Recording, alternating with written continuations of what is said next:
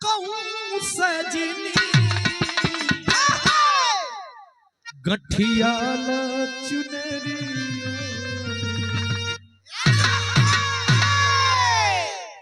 लेकिन पीर कैसन होला और पीरन का तासीर कैसन हो गए जे जहां जात वका भी ठीक धन्यवाद जी जी।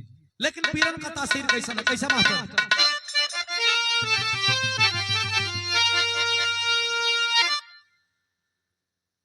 ठीक धन्यवाद। अपनी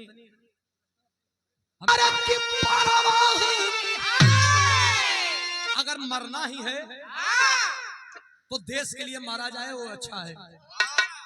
किसी दुल्हन के लिए किसी आशिकाना मिजाज के लिए किसी लड़की के लिए मरना वो बिरताई। देश के लिए अपने समाज के लिए मरो वो बिरताई है। कैसा मास्टर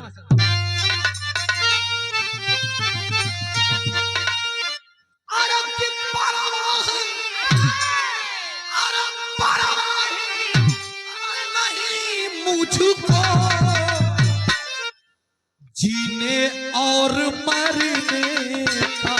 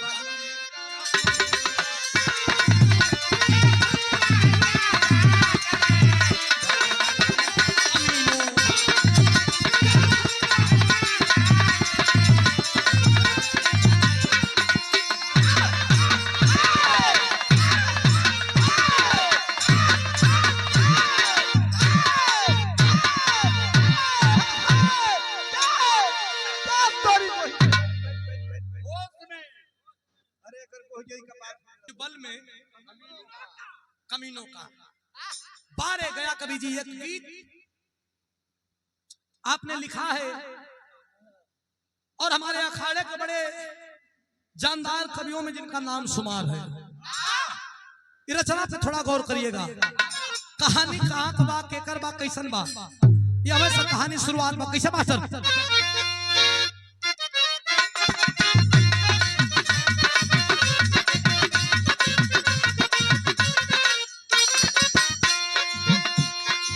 हिंद का पानी तो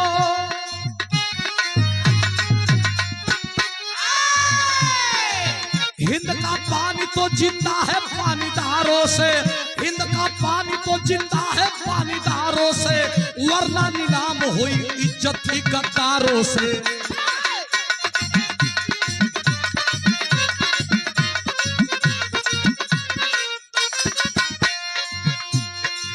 जहां पे जाति धर्म आज हुआ हावी है जहां पे जाति धर्म आज हुआ हावी है वही कालांतर में आई की बड़ी आधी है।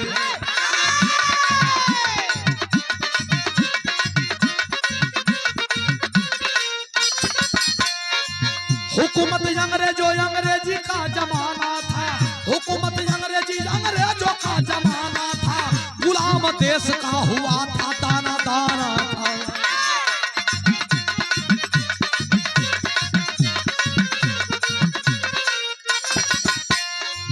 लड़ा के लंदन से उतारे लाए दंगल में।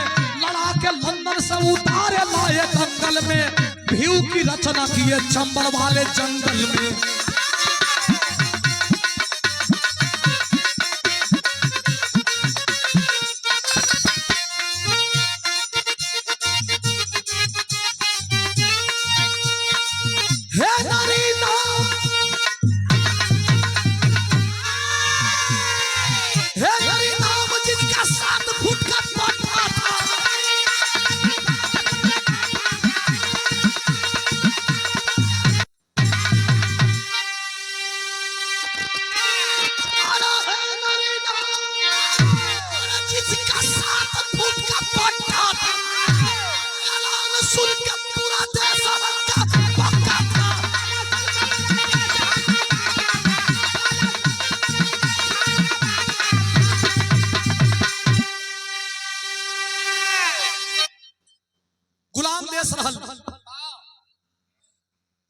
शुरू से ही हिंदुस्तान को लोग कुश्ती दंगल का बड़ा शौकीन रहलन, बहुत शौकीन।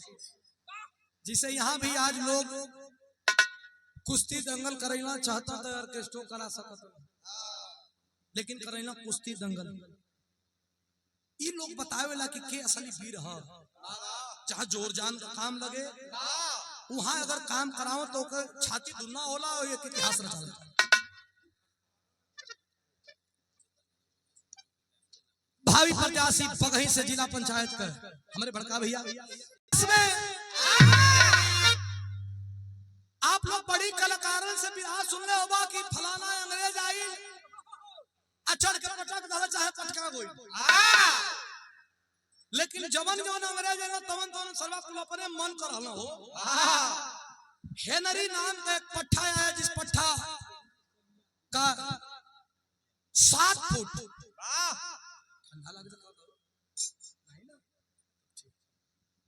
7 फुट का पट्टा रहल, नाम हेनरी रहल। हिंदुस्तान का धरती पर आके रहल खैले जारे जा तेरे पखुरा पर ठोक दे पाखुर पर। इतना पंच परमेश्वर हुआ, आके दिल्ली में एक ऐलान कर दिया। भैया भैया मालिक हुआ शांति से, ए भैया आके दिल्ली में एक ऐलान कर दिया, जैसे यहाँ का कार्यक्रम नोनरा में चंदौली आश्रम में भयल हो कि तुलसी आश्रम में की जे जीतियों के केसरी का ताज पहनावल जाए। वो दिल्ली में जाके एक पेपर में ऐड करा दिया कि हिंदुस्तान के लोगों सावधान हो जाओ, अभी तक जो विदेशी पहलवान आया है उसका शर्त आप लोग जानते होंगे, लेकिन मेरा नाम हेनरी है। मेरी दिली इच्छा है कि मैं हिंदुस्तान के पहलवानों से लड़ूंगा, लेकिन लड़ूंगा तो मेरा शर्त क्या होगा, क्या शर्त होगा। पेपर पत्रिका में ऐड करवा दिया, छपवा दिया, विज्ञापन करवा दिया। क्या करवाता है, बिरहा में एक तरह कैसे मास्टर,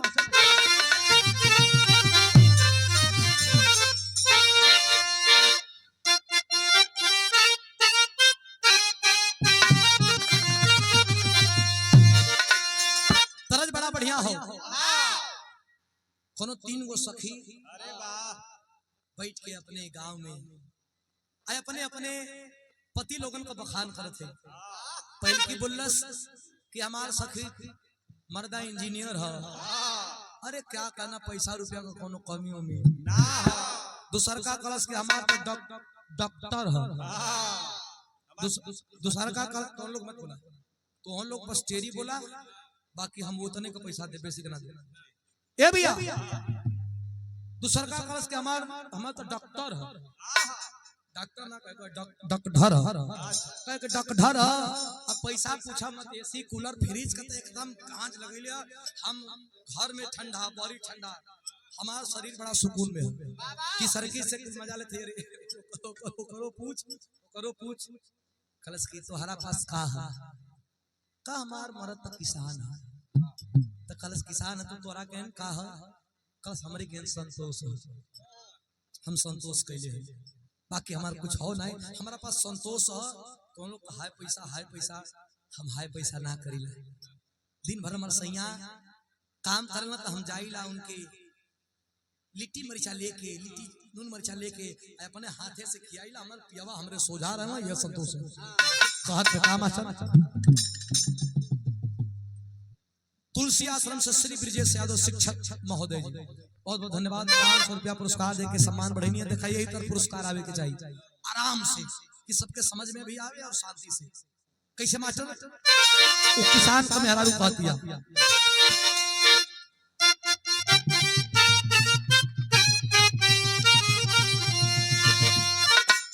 कि केहू के तल्लाया तू तल्लाक, अरे मकनी ठीक बारला, अरे हमार मड़ैया है, लेकिन मड़ैया हमके बड़ा नीक लगेला, वही में हमरा सुकून। का कहे अरे केहू के तल्लाया तो तल्ला की और मकनी ठीक बाहो रंगा सखी हमरे उसके पलनिए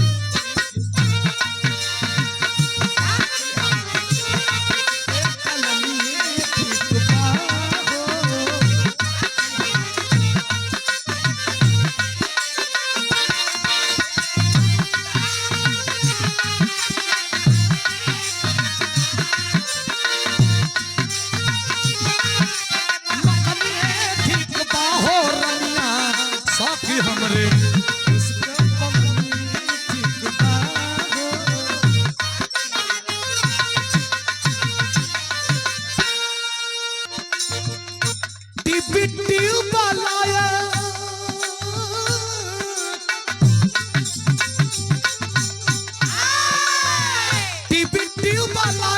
कूलर तोहरी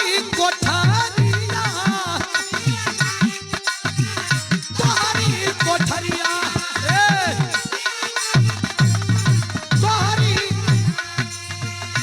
तोहरे घर में टीवी होई रंगीन कूलर होई फ्रिज होई हमें ना चाहिए। सुना हमारा क्या निकल लागे पूर्वी बयरिया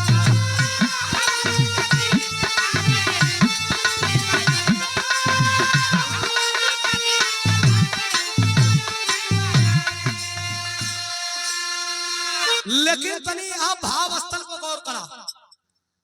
आया अंग्रेज आकर के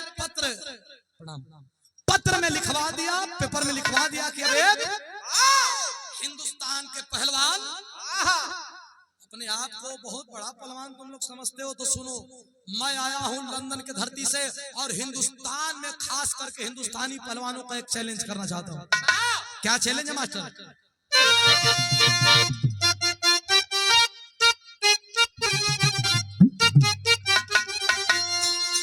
और हमारे भगत जी जो हाँ मुसाफिर भगत जो स्वामी जी के अरे सर तो सुनाए कमीना तो सुनी की अरे धरनिया हिलल बाहो अरे धरनिया हिलल बा बड़े बड़े पहलवानन के जोरवा और जवनिया हिलल बा बड़े बड़े पहलवानन के जोरवा और जवनिया हिलल बा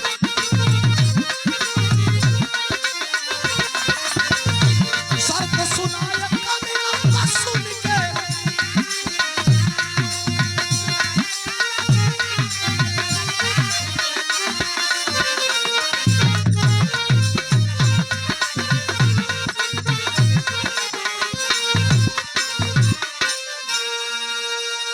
जसवंत प्रधान जी नावल की धरती से हमारे प्रमुख जी अमित भैया के सम्मान में 500 रुपया पुरस्कार दिलन।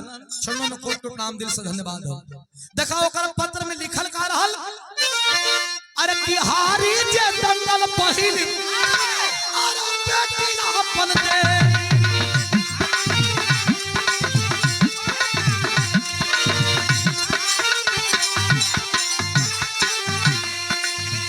ससुर दामाद बनी है ससुर दामाद बनी है सारा बहनोई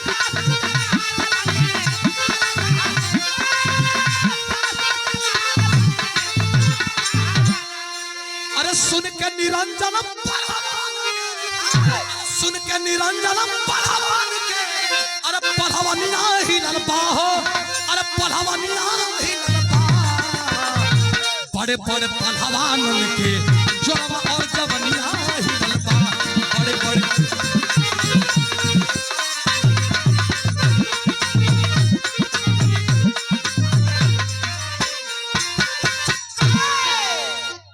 और पेपर पत्रिका में ये लिखवा दलस के जे आज तक ले जे हरत ना ओकर गर्दन कटाता हम गर्दन ना काटो।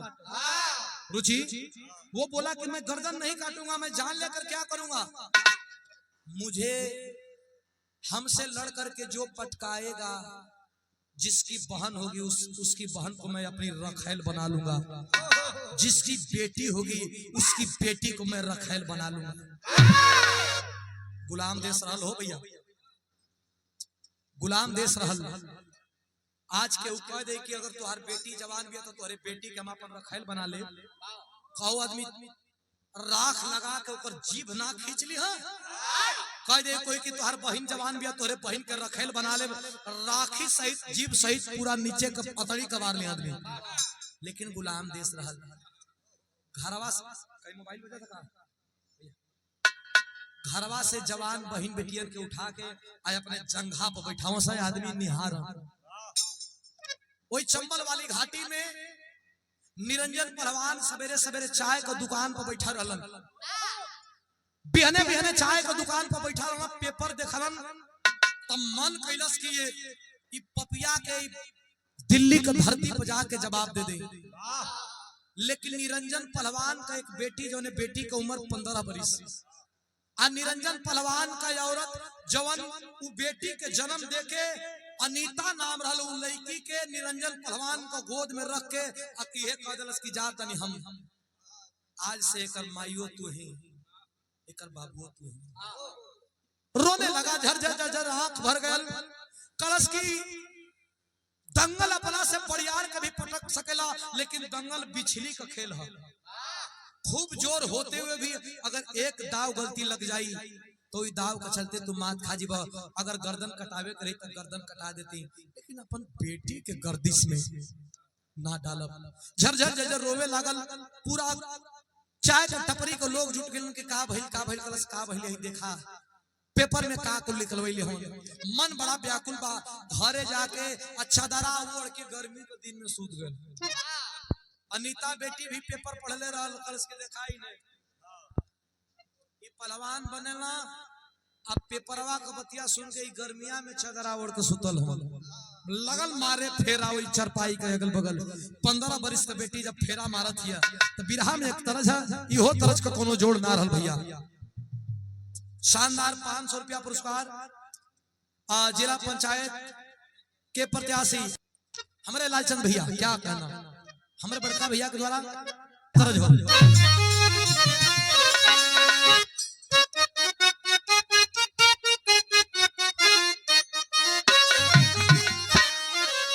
देखा तरज कितना बढ़िया है। पहले का पुरनिया गवैया लोग कह कि अरे हलरा तजावे ये नारे जवाना अरे माटी खाने गई रे वही माटी खाना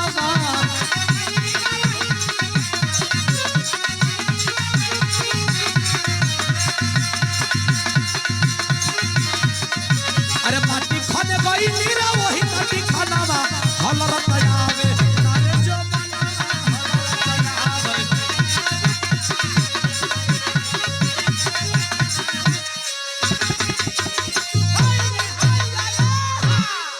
लेकिन बिरहा में भाव बा लेकिन सोचत बिया, लेकिन तनकी एक पर्दा बढ़ी भैया। का सोचे मास्टर? अरे निरंजन पहलवान के बारे रे छपरिया अरे क्रिया धारावे जागल बा जमीनिया क्रिया धारावे।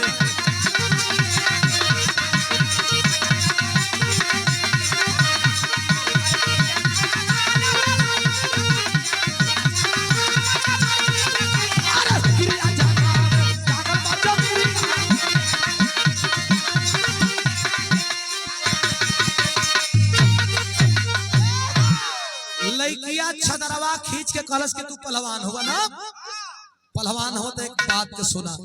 का कहे मास्टर?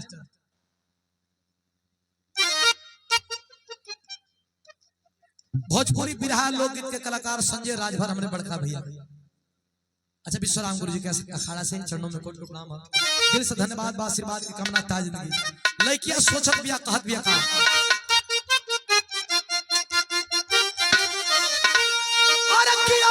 पीछे होत रहले बागी पहलवाना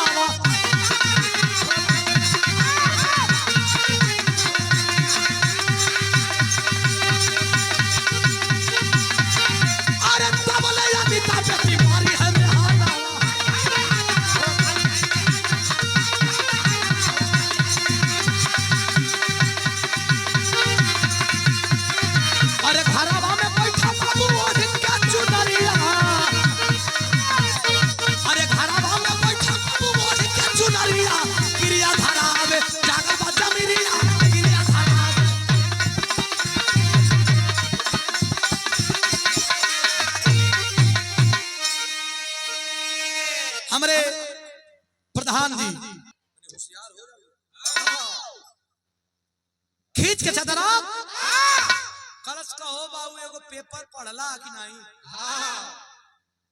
निरंजन जान गया कि लड़की जाना था पेपर पढ़ गए। कल पढ़ली है बिटिया, पेपरवा में लिखल बा कि जे हारी ओकर बेटी होई तो बेटी रख लेवल जाई, जेकर बहन होई ओकर बहन रख लेवल जाई।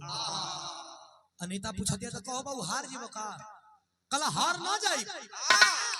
कुश्ती दंगल बिछली का खेल होला, खूब बढ़िया पहलवान ओकर दिन नहीं खे तो दाव ना लड़ी, आ नहीं बेकारो पहलवान ओकर दाव लड़ जाई तो लड़ जाई। ए बेटी तोर माई जब मरत रहल ना तो के हमरे गोदी में डाल के कलश के आज से माई बाबू तू ही होगा।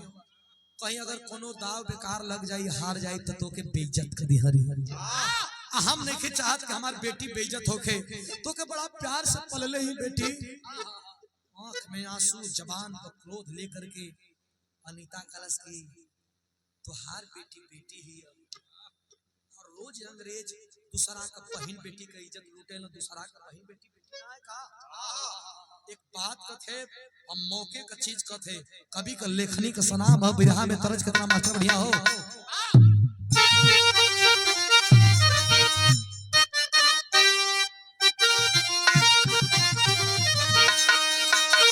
देखा हमरे रामदेव गुरु जी जब गावत तो अगर दुनिया में बीरस के उस सम्राट के ऊपर कहल गए तो स्वर्गीय रामदेव गुरु के। आज ना कोई रामदेव गुरु हुई, ना कोई बुल्लू गुरु हुई, ना कोई केहू का होया ना हो, जे होई अपना होई। आई सच्चाई बाकी जब कोई रामदेव गुरु बुल्लू गुरु ना होई तो बिरहा सम्राट विजय लाल यादव भी कोई धरती पर दूसरा पैदा उकुल बिरहे बदे जिंदा हो लोग। सुना कैसे हमारा उस्ताद का होई, कैसे में तरज गए हम कैसे।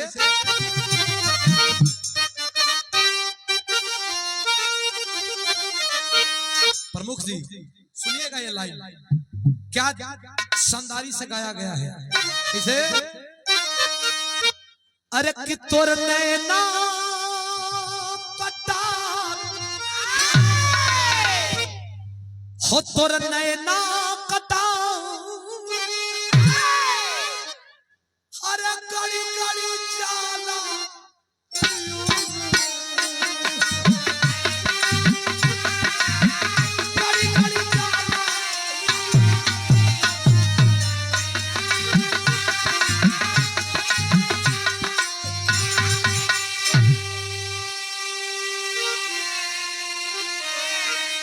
तरजिया के बुल्लू गुरु जी कहा कि सांवरिया,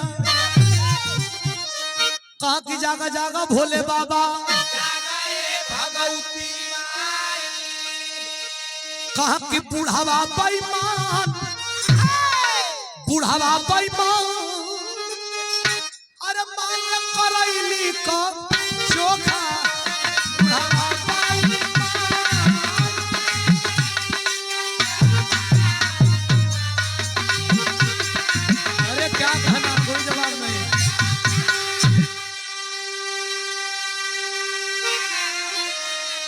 ₹100 पुरस्कार हमारे बड़का भैया। क्या कहना मास्टर? लड़किया कहा हमने कहीं जमा दिन भर ट्रेने चलते थे। एगो हमन कही मोहनिया वाला बौकर आप जनाला की ताकत के एगो लड़का रुचि एगो लड़का जान देवे गई कलश की। अरे तोह के क्रिया हमार, अरे तोह के क्रिया हमार, अरे बेटी से पढ़ के माते सवा, तोह के क्रिया बेटी से पढ़ के माते सवा।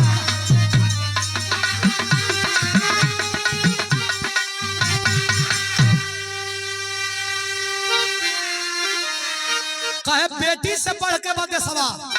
ए बाबूजी तनी हमार बात के सुना। अरे लंका दहन कइला, अरे लंका दहन कइला, अरे जैसा हनुमान हो,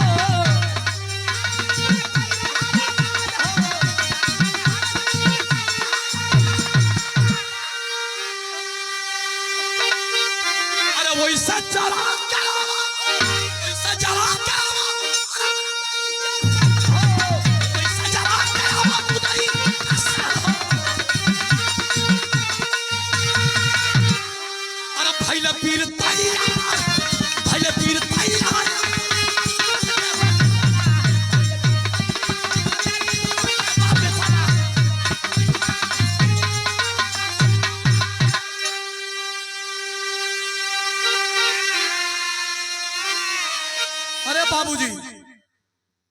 बेटी तो के बेटी लौकत है रोज बेटी पे इज्जत होतई तो के क्रिया हमार बिटिया से बढ़ के बदे सवा अरे हमारी इज्जत का तू टेंशन ले लेबा एजा से आज के जाई ओकर टेंशन तो के ना हो एक बात बताओ तो बेटी का कहे मास्टर तेरी के भाव हो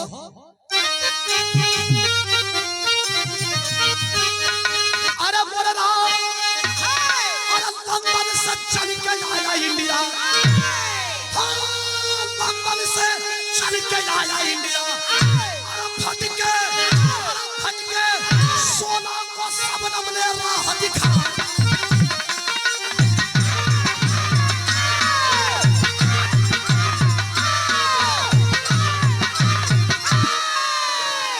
सोलह को सबनम ने राह दिखाया लंदन से चल के आया इंडिया इतनी बात कलश तो देखा रहल पहलवान कबो कबो गरम होला आ जब गरम होला तो कहा था कि अनीता कहाँ हमार लंगोटवा है दिखाई आ जब वहीं ठलस शरीर के दो बेरे ठलस तले क्या जान गए कि जानता जब सुई मरली हैं तो उन काम हो गए लड़की के बात सुनकर एकदम बाबू निरंजन पहलवान गरम हो गया गरम होकर बात का था बिरहा में तरज होता नहीं कछछवा मास्टर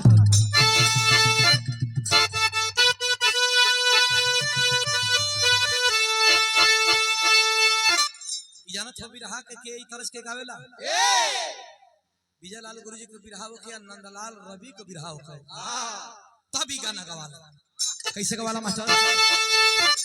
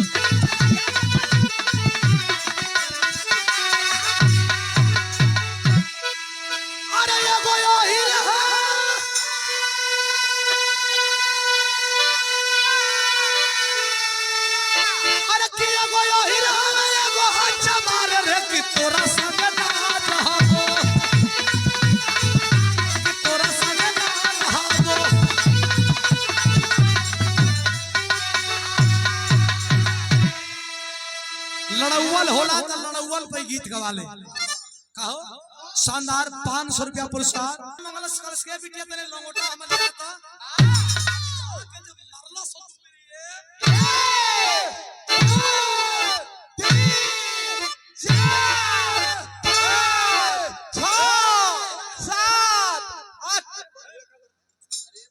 पहलवान ना हेबो तू गायक हो अच्छा तो तू हाथ जन बढ़ावत हुआ और देखा तू आई लेवल मेहनत मरवा काहे के मरवाओ तू हाथ बढ़ावत भैया बताइए भैया अगर इज्जत चाहत हो हाथ और बता इज्जत चाहत हो जब हम रियाज मारी तू हाथ धर हम तुरंत मैं जितना ही गद्दा लदा था उतरवा के तुरंत लाग शानदार मुन्ना यादव जी ए बिट्टी अब तू चिंता मत करा अब तो हर बाप देश खातिर लड़ी का कहे मास्टर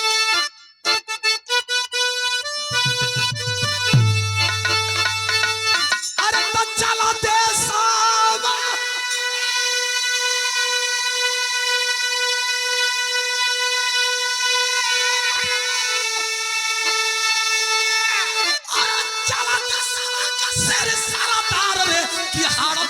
दुश्मन के चला दे सदा के सरदार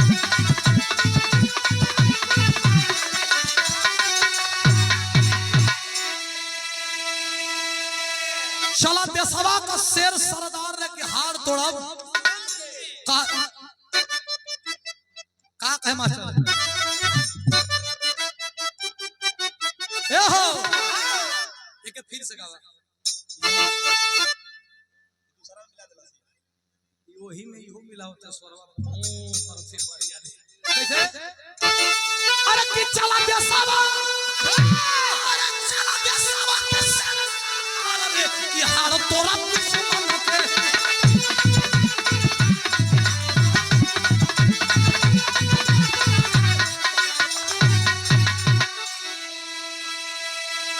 के करके बना दूधावा अरे पिया वाले बड़ी माई आज ये हीरा नामा में जाई फरियाद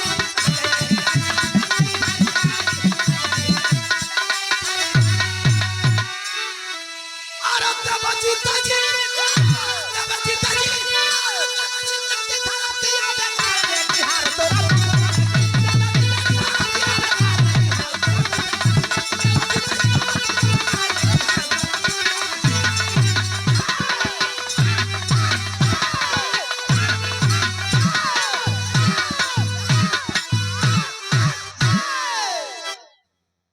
जीते जी धरतिया में गाड़ रखे हार तो ए बेटी घबरो मत अपने कह के बेटी के चलल हो आज जब चलल हो मास्टर तो बिरहा में छोलरिया का भाव भाव कैसे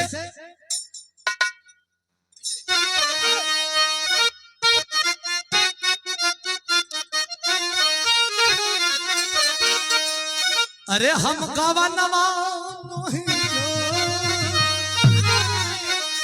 नई नई प्रीत लगलया हिरनमा नई नई प्रीत लगलया हिरनमा हम गवनवा तोहे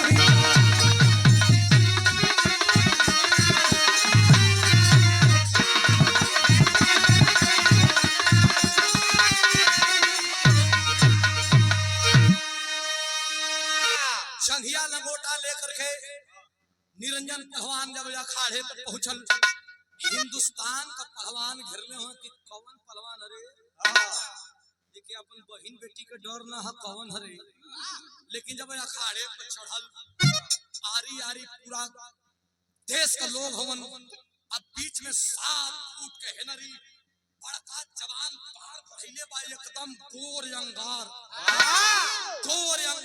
पार बढ़ा करके अरे भुअर की आंख लेके छोटी छोटी बड़की सीना लेकर के ऐसे घूम एकदम तैनात रहल हिंदुस्तान का आदमी पनावट से डराए लगल आ जा करके निरंजन पहलवान खाली एक बाजू को ठोकलस हो लगन कि लंका में यंगत पहुंच गइलन देख के कलश के बेसारी क्यों मरने के लिए आ गए तुमको पता नहीं कि मैं लोगों को मारता नहीं हूँ लोगों को चूरा बना देता हूँ तो आज तक तो के पता चलल है श्री सियाराम यादव आरपीएफ रिटायरमेंट प्रेम आशीष पूज्य बाबूजी के बाबा जी द्वारा आपके द्वारा सम्मान है 200 रुपया छोड़ने में कोट नाम है ए भैया दोनों तरफ से कुश्ती होके लागल आज पंजा मिलावल गयल तनी जन मन बढ़ू किस्म का ये जो देख ले मन बढ़ू किस्म को पहलवाना होला कुना तो उ दबावे को कुछ पंजरे मिलला पर पंजरे में आजमाओ से ऐसे करे ऐसे देखा जन मन बढ़ू रहे जन शालीनता से लड़े वाला हुआ उ तो कैसे धीरे धीरे लड़ी हां लेकिन जन मन बढ़ई किस्म को पंजवा में तो पहले ऐसे आजमावे से कितना हाल जोर जब जोर अजमैला था है कि सलवा इहो खइले बा इहो बचल ह लंगोटा का पक्का हक्का यार का कहे मास्टर कल बिना लंगोटा का पक्का ना रही तो ना धड़बा न करी रोज का मास्टर भाव हो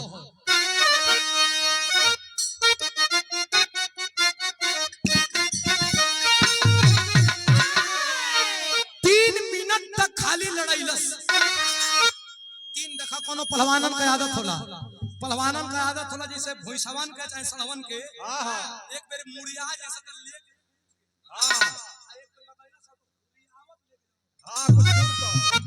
घुमा घुमा के उनके पस्त करे लागल अरे वो गोरकी देह पर जब मारे चपट्टा तो पूरा लाल 60 कवर जा पहले उनके उजर से लाल कवर टमाटर में जब लाल हो गई लागल चारों लोग घुमा के करत कहा मास्टर अरे धोबिया पाट पलिया चढ़ाई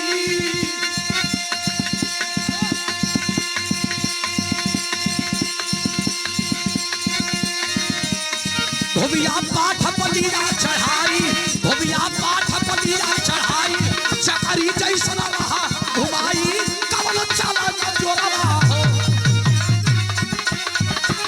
चकरी जैसन रहा घुमाई कवन चला जोरवा हो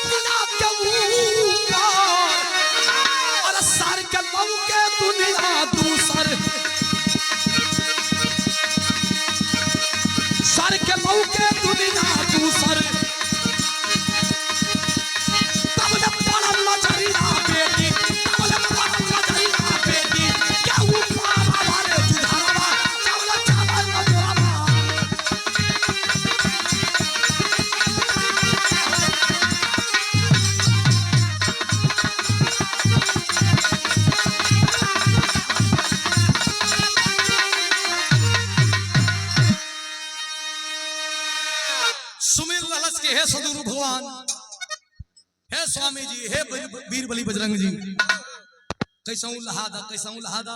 अरे लहावत लहावत हिंदुस्तान का बड़ी फेमस दाव, हिंदुस्तान का बड़ा फेमस दाव है धोबिया पाठ।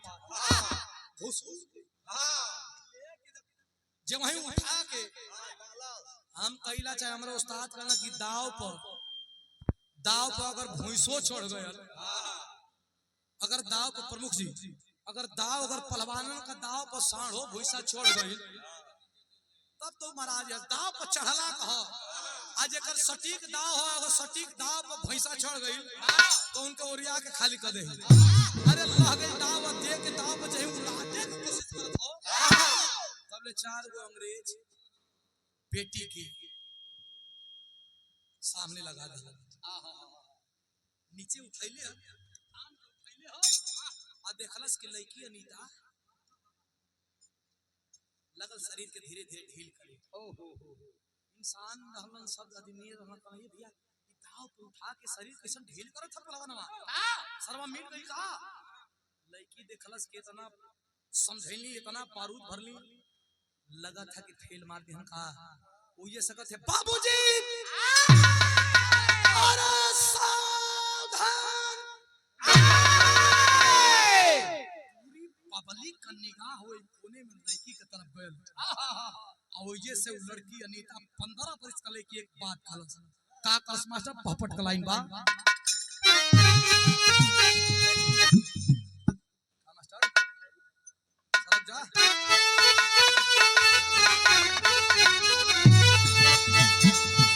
कह के हमारी चिता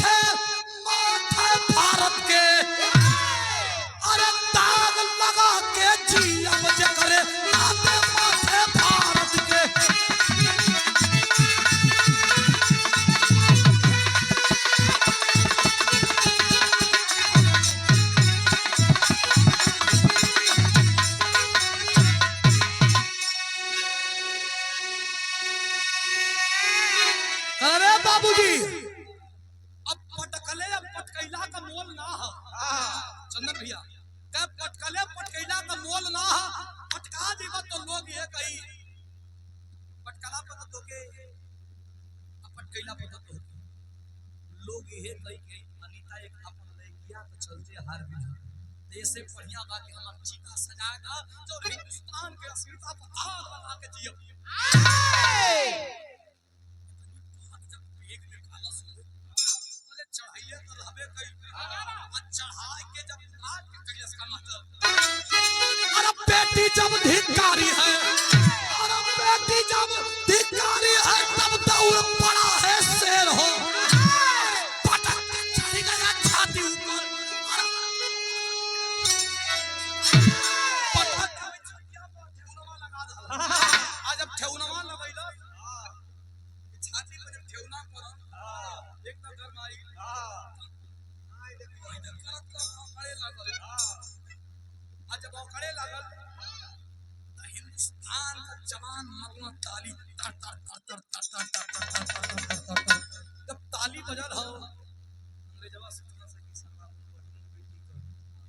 जान का खतरा में खा सब बुझो तो चारू पख गइले रहबे कैलस चारू पख हुआ के कैलस का मास्टर अरे चले कमीना, अरे चले कमीना, अरे जबरी सुतानिया के माथे भारत के अरे बाप बेचारा टुकुर टुकुर के माथे भारत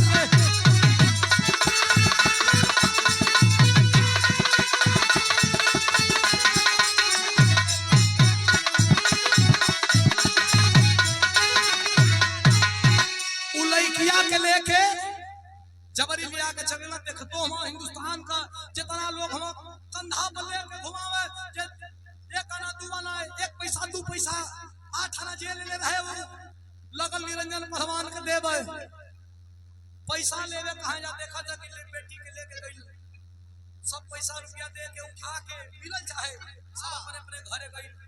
पीछे अखाड़ा के पीछे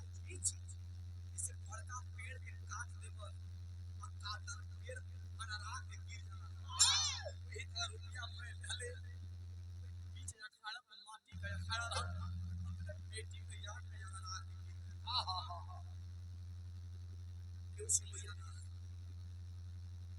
के सुनी के सुनो बड़े बड़े वीर खातिर अंग्रेजों के बहादुर ओहो ये हर लड़की के लेके चलम ई घटना पूरे घटना पर एक महारथी का निगाह बरोबर बना रहा और लड़की जब गए और महारथी के एंट्री है ये करंटी भाई आधा भाव मास्टर ना ना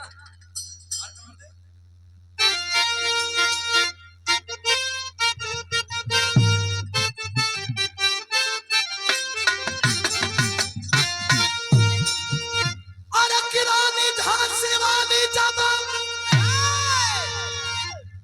हरी लोहा चमका रहा झांसी वाली रानी बराबर निगाह बने रही रानी झांसी वाली घोड़ा दौड़ा के कैली का वही दंगल के बीचों बीच अरे किरानी झांसी वाली जब अरे पावली खबरिया बाबू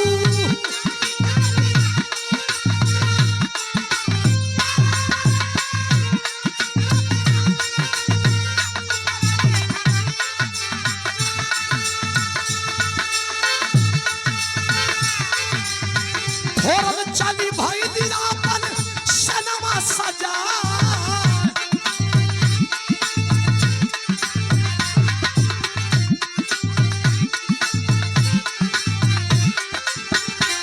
अरे घोड़वा तौरा कलापन अरे घोड़वा तौरा कलापन अरे पपियन के रोकले पहाड़ी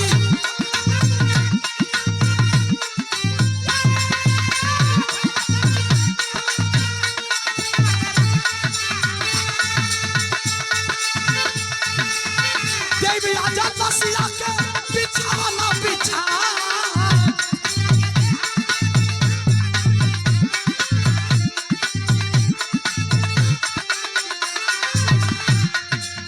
खाजी खाजी देगावा यार खाजी खाजी देगावा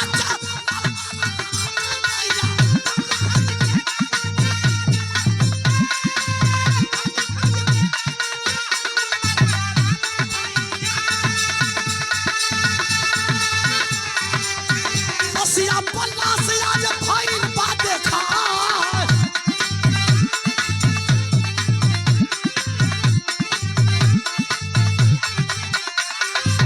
ताड़ा ताड़ा गोली आया रे ताड़ा ताड़ा गोली आया बारा नवा में भैया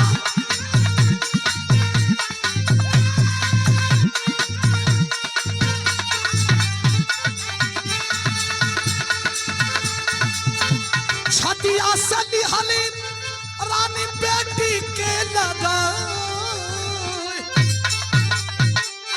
फारम घोड़ा दौड़ा करके रानी झांसी वाली पाई तो इतना नाम रहल भैया की रानी का झांसी वाली का क्यों नाम सुने तो घोड़ा दौड़ा के अंग्रेजन से और लोहा लेके लड़की के बचा लली अंग्रेजन के मार के बगैर के गली क्या नाम है बेटी तेरा रोवा के बनी झांसी वाली रानी चलो मेरे साथ रानी कली चलो मेरे साथ चला हमारा बाबू इधर ताकत पता नहीं पपिया मरना की ना बाबू बात सही सलामत मत सेना हमारे लेकर थी घोड़ा से लेकर के आया गया और बेटी को अपने छाती से लगा करके एक बात बोली कि बेटी तेरे जैसे वीरांगनाओं की जरूरत थी मुझे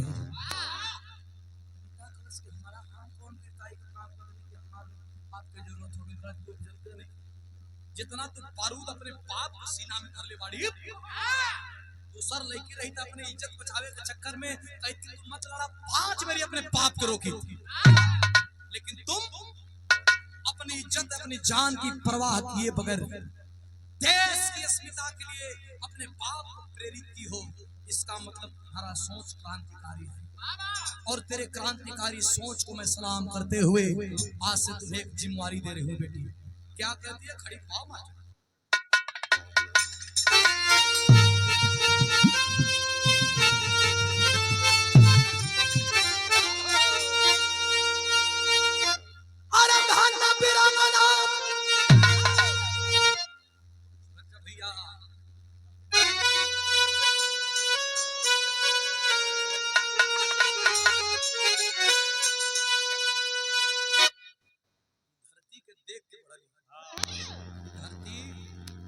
ऐसा धरती है कि आधा पेट तो खाई ला जवानी में मरल बड़ा खरे लगा है वाह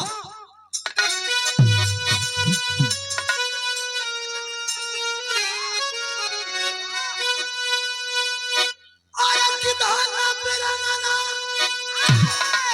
अरे बेटी क्या लगाई छतिया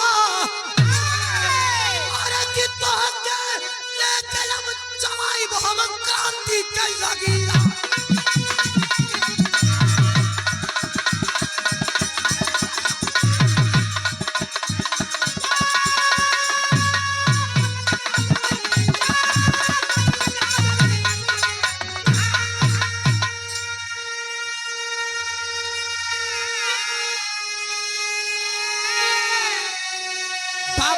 राम की धरती और रामगढ़ चनिया से अरविंद प्रजापति जी बाबा का धरती के लिए झांसी वाली अरे अंग्रेजन के खिलाफ जो क्रांति बजा दी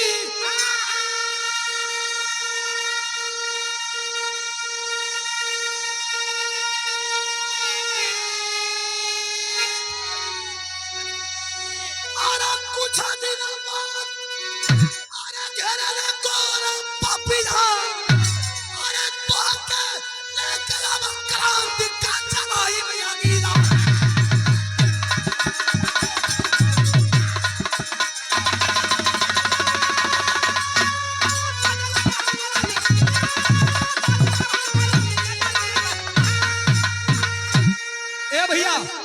लेके अली किला में किला को सेनापति बनैली अनीता के निरंजन पहलवान के भी दे धली रक्षा की जिम्मेवारी।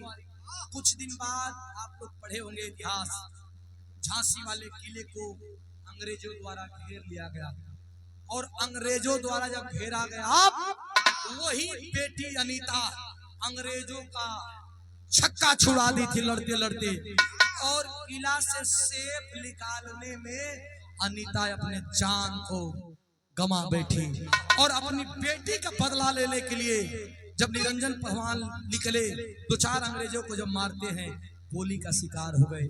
अनीता और निरंजन दोनों देश के लिए शहीद हो गए। इस देश के लिए बड़े बड़े वीर माताएं बहनें बड़ी बड़ी वीरांगना अपने जान की बाजी लगा करके इस देश को आजाद कराई है। तो खानदान का परिचय है मास्टर गुरु बिहारी गुरु गणेश गुरु राम गुरुकारी अरे स्वर्ग के चंद्रिका कवि बच्चा जीवन पुजारी